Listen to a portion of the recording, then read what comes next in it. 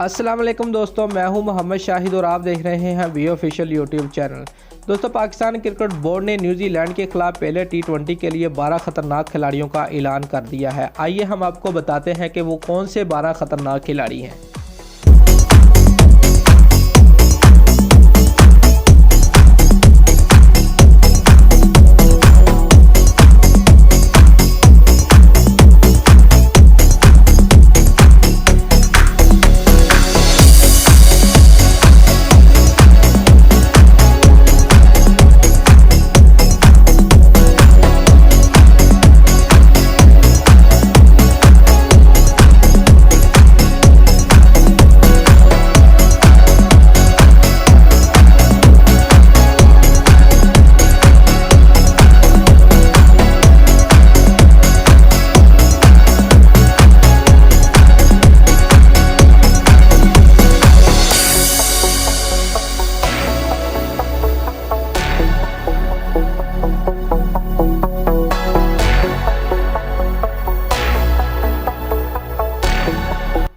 दोस्तों, अगर आपको हमारी ये वीडियो अच्छी लगी है तो लाइक और कमेंट ज़रूर करें और हमारे चैनल को सब्सक्राइब करना मत भूलिए। शुक्रिया।